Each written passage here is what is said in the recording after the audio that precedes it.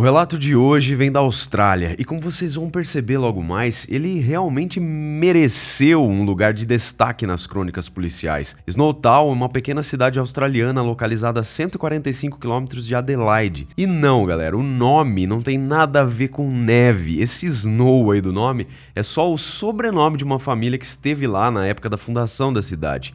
Na verdade, com apenas 425 habitantes, segundo o censo de 2021, essa cidade parece até um vilarejo fantasma por onde passam várias autoestradas importantes e linhas férreas da região. Mas pro caso de hoje, cabe até um ditado antigo aqui, se liga. O papagaio come o milho, mas é o periquito que leva a fama. Já ouviram? Pois é. Os crimes de Snowtown não aconteceram lá. Tampouco os assassinos e as vítimas eram dessa comunidade. Mas calma aí que vocês já vão entender tudo. Eu sou o Marco, sejam todos muito bem-vindos ao Insólito. Se é a sua primeira vez aqui, considere se inscrever no canal. Temos 3 vídeos inéditos por semana.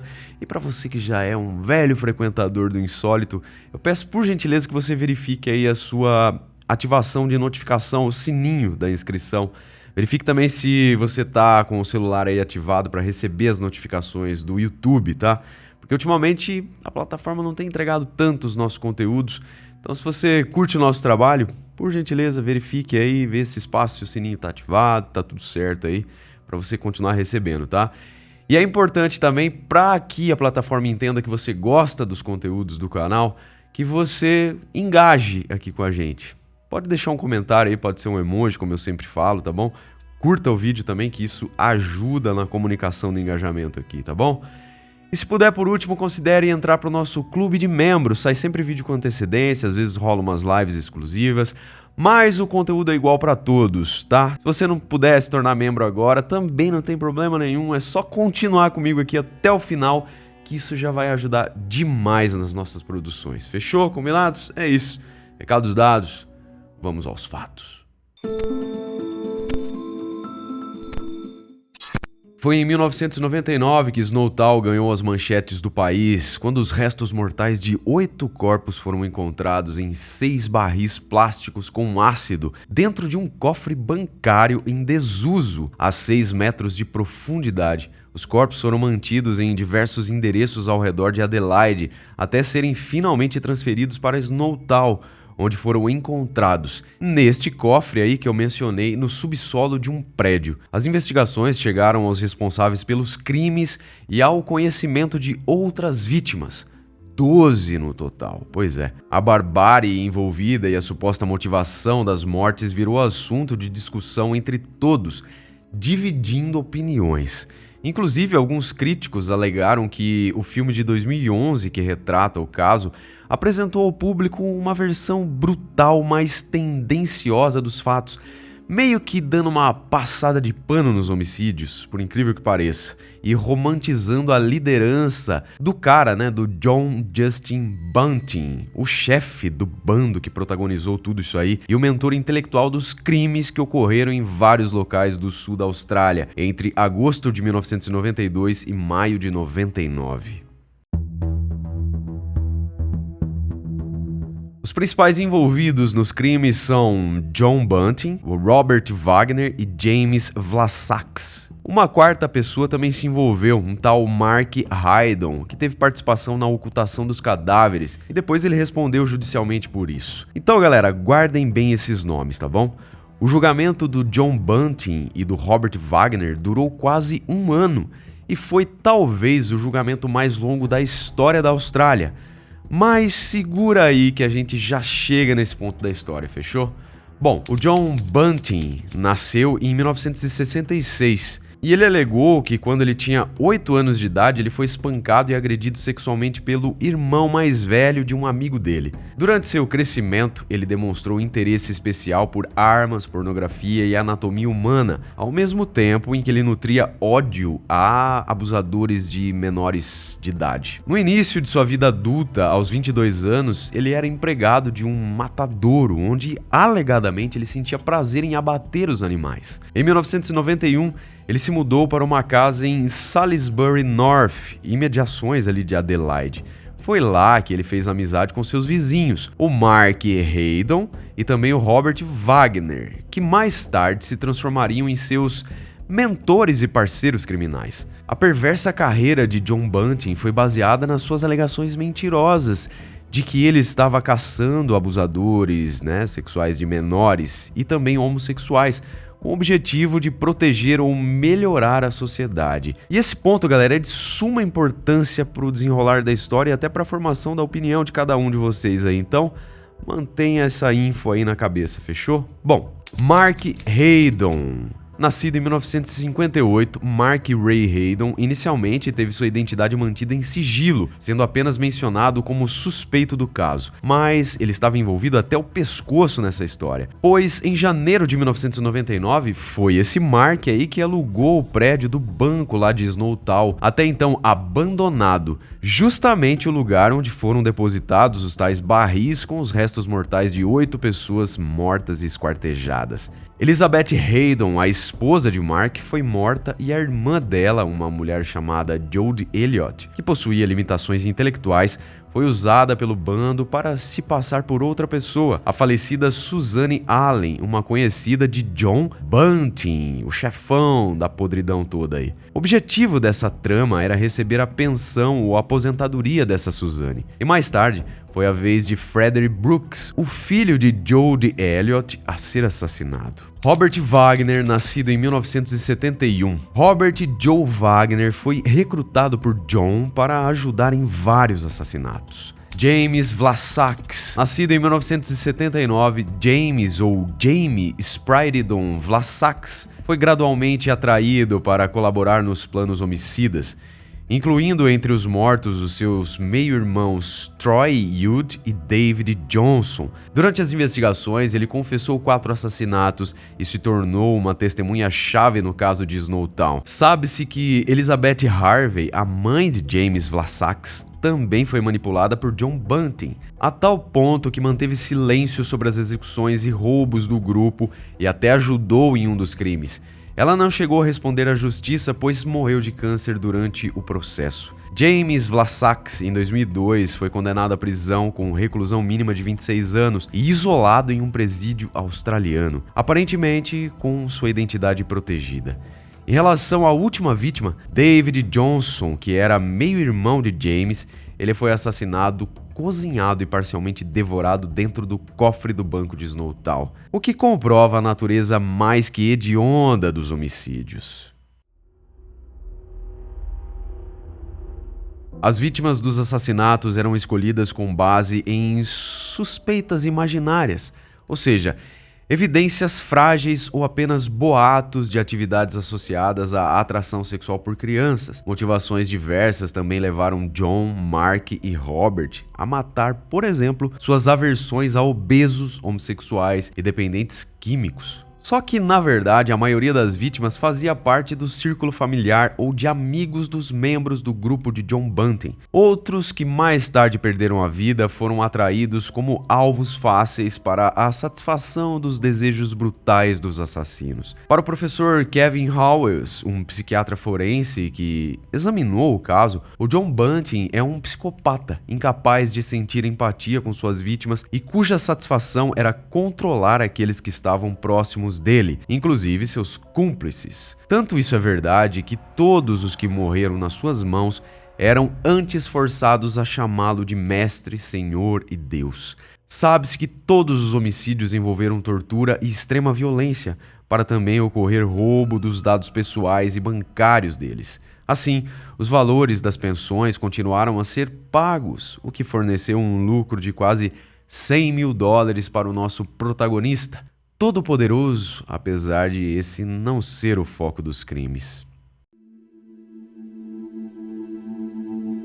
Clinton Douglas Trezise, de 20 anos, foi espancado até a morte com uma pá na sala de estar da casa de John durante uma visita amigável em 31 de agosto de 92. Ele foi acusado de gostar de crianças de maneira indevida. 2 anos mais tarde, em 94, seu corpo foi localizado em uma cova rasa. O caso teve repercussão nos programas Os Mais Procurados da Austrália. Na época, o John Bunting, quando assistiu a esse programa, admitiu a colegas que a morte de Clinton era trabalho dele. Ray Alan Peter Davis, de 26 anos, era um homem com deficiência intelectual que, em 1993, teve um relacionamento sexual com a ex-namorada de John. Em um dia, das crianças na família da casa dele acusaram Ray de importunação sexual. Em 1995, ele desapareceu e John e seus amigos foram vistos limpando o trailer onde o homem morava. Ray foi esfaqueado, estrangulado e torturado com lesões na região genital que o levaram a óbito. Apenas 4 anos depois, o corpo foi encontrado, sepultado em um imóvel onde John havia morado. A investigação levantou as imagens de agências bancárias nas quais John Bunting sacou dinheiro da conta do homem morto. Suzanne Allen, 47 anos,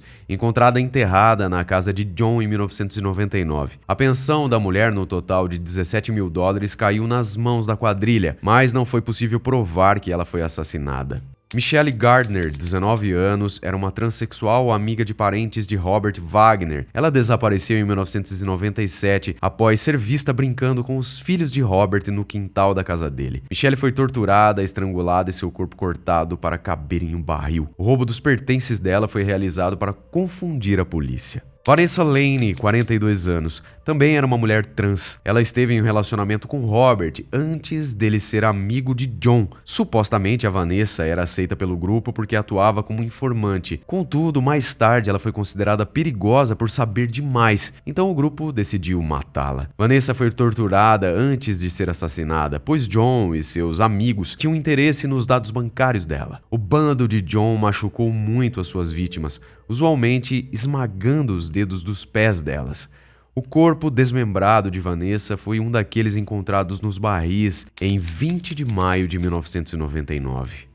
Thomas Eugênio Trevelyan, 18 anos, o último parceiro de Vanessa, sofria de esquizofrenia e alucinava que ele era um soldado, por isso sempre usava uniformes do exército. Em 1997, após ajudar John a matar Vanessa, o próprio Thomas caiu em desgraça com o bando e foi eliminado. Uma corda foi colocada em seu pescoço, levando ao enforcamento. E visto que existia um histórico do rapaz tentar tirar a própria vida, o legista determinou por engano que Thomas havia se matado. Gavin Alan Porter, de 29 anos, amigo de James Vlasax, era um esquizofrênico com histórico de internações em instituições psiquiátricas. O rapaz foi atraído ao bando pelo uso de entorpecentes que acontecia com frequência na casa de James. Por fim, ele foi considerado descartável e foi submetido à mesma morte violenta das demais vítimas, e seu corpo foi mais um encontrado nos barris. Troy Yu, de 21 anos. Ele era meio-irmão de James Vlasax e havia abusado dele na infância, por isso o grupo determinou a sua morte. O ritual foi o mesmo, envolvendo tortura física e roubo dos dados bancários, antes do estrangulamento e o posterior depósito de seu corpo mutilado em um barril. Frederick Robert Brooks, de 18 anos, era aparentado de Mark Haydon, um dos assassinos. O rapaz foi acusado de importunação sexual a várias garotas, por isso os pseudos justiceiros decretaram a sua morte. Mesmo na iminência de se afastar do bando, pois Fred Brooks havia sido aceito como cadete na Força Aérea Australiana, ele caiu em uma cilada armada por John Bunting e seus 2 comparsas.